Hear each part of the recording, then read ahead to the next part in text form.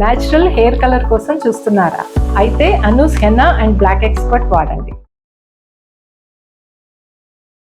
నమస్తే అమ్మా. నమస్తే అమ్మా.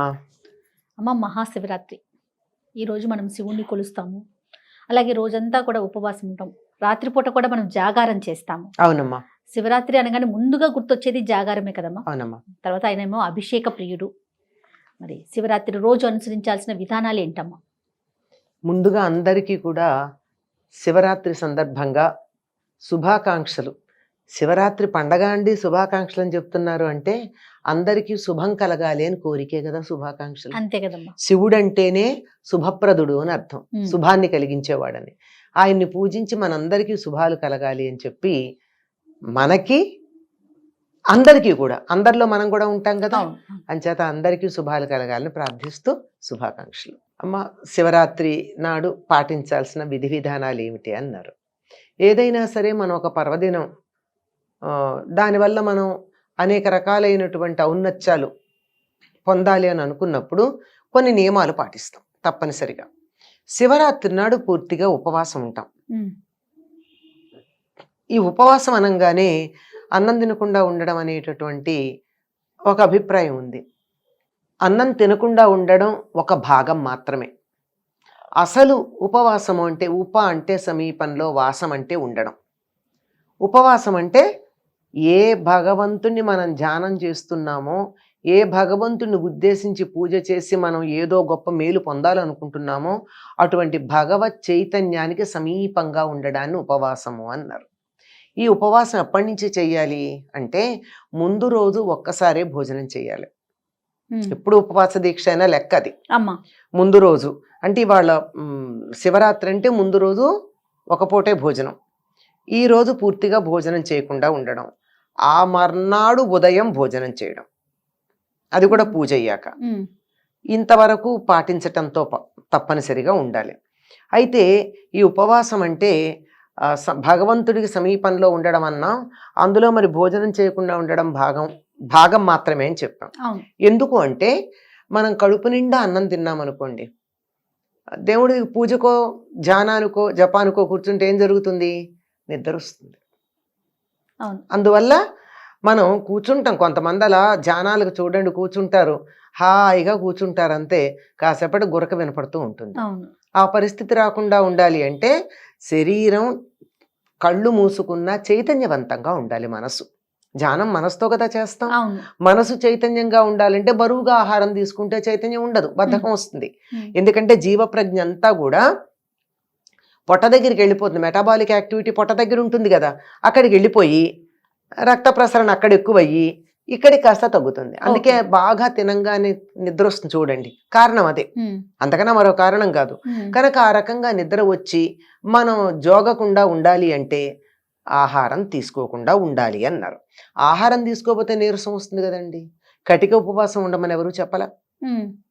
మన సంప్రదాయంలో కటిక ఉపవాసం లేదు.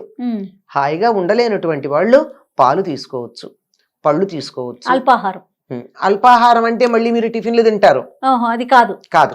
పాలు పళ్ళు ఏవైతే తీసుకుంటే వెంటనే శరీరానికి బలం కలిగి పొట్ట మీద ఎక్కువ బరువు ఉండదు అది తీసుకోవాలి.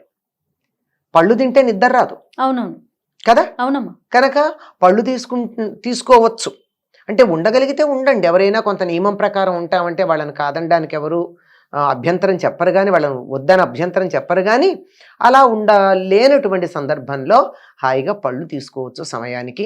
అందులోనూ ఈ కాలంలో మందులతోనే జీవితాలు గడుస్తున్నాయి. అలాంటప్పుడు తప్పనిసరిగా వీలును బట్టి మరి అరటిపండు తినచ్చంటే అరటిపండు తినచ్చు. అరటిపండుకి అభ్యంతరం లేదని చెప్తున్నారు, చాలా మంది భయపడుతున్నారు కానీ మరి అందరూ తినచ్చు అని చెప్తున్నది. కనుక అరటిపండో ఇంకో పండో ఏదో ఒకటి తినేసి ఆ మందు వేసుకుంటే అయిపోతుంది. అప్పుడు ఏమవుతుంది? మందు వల్ల వచ్చేటటువంటి దుష్ప్రభావం ఉండదు, నిద్ర రాదు, మన మనసంతా మేలుకునే ఉంటుంది. ఆ విధంగా చేస్తారండి ఉపవాసం. ఇది ఉపవాసం అంటే మీరు అడిగారు కదా, ఉపవాసం ఇట్లా చేస్తారు. సూర్యోదయానికన్నా ముందే స్నానం చేసి మామూలుగా నిత్యం చేసుకునేటటువంటి పూజలు ఏవో ఉంటాయి. అంటే సంధ్యోపాసన చేసేవాళ్ళు సంధ్యావందనం చేస్తారు, గాయత్రి చేస్తారు, మామూలు నిత్యం చేసుకునే పూజ ఉంటుంది. ఇవన్నీ చేసుకున్నాక ఇవాళ అధికంగా చేసే తర్వాత చేస్తారు శివుణ్ణి ఆరాధించుకోవడం. అలాగే మీరు మేలుకోవడం గురించి చెప్పారు, రాత్రంతా మేలుకుంటారు, దీన్ని జాగరణ అంటారు. జాగరణ అంటే మేలుకుని ఉండడం. మేలుకుని ఉండడం అంటే ఏమిటి? మనకు ఒక టికెట్ మీద 2 సినిమాలని ఒకప్పుడు సినిమా హాళ్ళల్లో వేసేవారు, లేదంటే ఇప్పుడు రాత్రంతా సినిమాలు వేస్తూనే ఉంటారు. ఇది మేలుకోవడం అవుతుందా? ఇది నైట్ అవుట్ అవుతుంది, అంతేగాని జాగరణ అవ్వదు. జాగరణ అంటే భగవంతుని పట్ల మనం మేలుకుని ఉండడం. ఏ రకంగా అయితే భగవత్ చైతన్యంతో కలిసి ఉండడం ఉందో అట్లాగే భగవంతుడి పట్ల మేలుకుని ఉండడం. అంటే దీనికి ఏం చేయొచ్చు అంటే ఇప్పుడు మామూలుగా పగలు అభిషేకాలు చేస్తాం, రాత్రి 12 దాకా అభిషేకాలు చేసేవాళ్ళు అన్నారు, అఖండంగా అభిషేకాలు చేసేవాళ్ళు ఉన్నారు. అంటే వాళ్ళు ఒక్కళ్ళే చేయలేరు ఇంతసేపు. ఇది సామూహికంగా కూర్చుని ఒకళ్ళ తర్వాత ఒకళ్ళు చేస్తూ ఉంటారు. ఒకళ్ళు చదువుతూ ఉంటారు, నమకము చమకము మొదలైనవి, మరొకళ్ళు అభిషేకం చేస్తూ ఉంటారు, ద్రవ్యాలు అందించే వాళ్ళు ఉంటారు. ఇలాంటివన్నీ ఇలా చేస్తూ 12 గంటల దాకా లింగోద్భవ సమయం దాకా అభిషేకాలు చేస్తూ ఉంటారు. అభిషేకాలు అయిన తర్వాత అప్పుడు లింగోద్భవ సమయం అయిపోయిన తర్వాత అభిషేకం పూర్తి అయిపోతుంది కదా, అప్పుడు ఆయనకి షోడశోపచార పూజాధికాలు చేసి మళ్ళీ రేపు నక్షత్రాలు చూసే వరకు పడుకోకూడదు.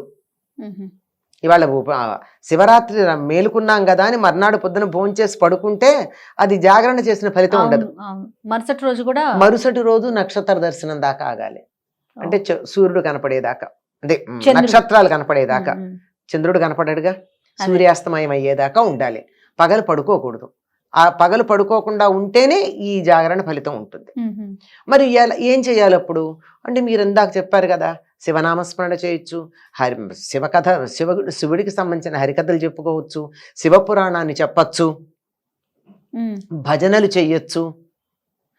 లేదు ఎవరైనా శివుడి గురించి 4 మాటలు మాట్లాడితే నలుగురు వినొచ్చు, నలుగురు ఒకళ్ళ తర్వాత ఒకళ్ళు మాట్లాడచ్చు. ఎన్ని కార్యక్రమాలైనా ఉంటాయి. మొత్తం అంతా శివ సంబంధంగా సమయాన్ని గడపాల్సి ఉంటుంది. శివుణ్ణి తలుచుకుంటూ సమయాన్ని గడిపితే అది జాగరణ అవుతుంది.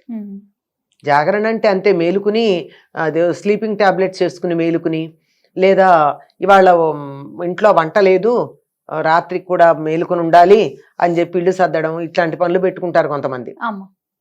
పెట్టుకుంటే కూడా తప్పు లేదు, కానీ పని చేస్తూ నోటితో శివనామస్మరణ జరుగుతూ ఉండాలిగా. చేసే పని మీద కన్నా దృష్టి పని యాంత్రికంగా చేస్తూ నామస్మరణ చేసుకుంటూ ఉంటే బాగుంటుంది. కనుక ఇది ఉపవాసము జాగరణ అన్నదానికి ఉన్నటువంటి యథార్థమైన అర్థాలు ఇవమ్మా. వీటిని అర్థం చేసుకుని చేసినట్టయితే బాగుంటుంది. శివుణ్ణే తలుచుకుంటూ ఉండాలన్నది ప్రధానమైనటువంటి. ఆయన ఉద్భవించిన రోజు కూడా ఈ రోజే కదా. అవునమ్మా. కానీ శివ పార్వతుల కళ్యాణం కూడా చేస్తారు కదా. అంటే శాంతి కళ్యాణం అన్నది ఉందమ్మా. శాంతి కళ్యాణాలంటే నిజంగా కళ్యాణం అయిన రోజున మ్యారేజ్ యానివర్సరీ కాదు, అది శాంతి కళ్యాణం. ఎప్పుడైనా చేయొచ్చు. ఇప్పుడు తిరుపతిలో 365 రోజులు చేస్తారా? చేస్తున్నారు కదా వెంకటేశ్వర కళ్యాణం. అంటే మరి అన్ని రోజు పెళ్ళయింది ఆయనకి? అవలేదు కదా. శివపార్వతుల కళ్యాణం దీనికోసం చేస్తారు. శాంతి కళ్యాణం అన్న పేరుతో ఒక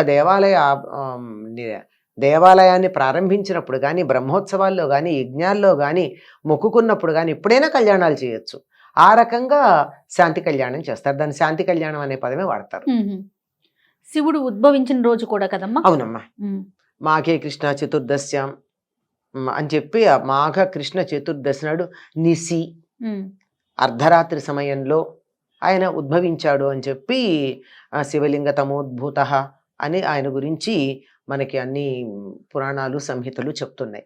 మాఘమాసం కృష్ణ చతుర్దశి అర్ధరాత్రి, సరిగ్గా అర్ధరాత్రి అంటే మనం 12 గంటలను లెక్క పెడతాం కానీ మనకి పద్ధతి పూర్వులు చెప్పిన పద్ధతి ప్రకారం సూర్యాస్తమయం నుంచి సూర్యోదయం దాకా ఉండే రాత్రి నిడివి ఎంత ఉందో దాంట్లో సరిగ్గా మధ్యకాలం 14 నిమిషాలు, 12 నిమిషాలు, ఆ 12 నిమిషాలు లేక 14 నిమిషాలు ఆ సమయాన్ని శివుడు ఉద్భవించిన సమయంగా పరిగణించి మనం ఆయన అర్చించుకుంటాం. ఎవరికైనా ఇష్టమే కదమ్మా తన పుట్టినరోజును తను తలుచుకుంటే. అంతే కదమ్మా. మనమే సంతోషపడతాం పుట్టినరోజు నాడు. మరొకసారి మహాశివరాత్రి శుభాకాంక్షలమ్మా. శివరాత్రి శుభాకాంక్షలమ్మా. అందరికీ శివుడు అన్ని రకాలైనటువంటి ఐశ్వర్యాలు ప్రసాదించి చివరికి ముక్తిని కూడా ఇచ్చుగాక. స్వస్తి.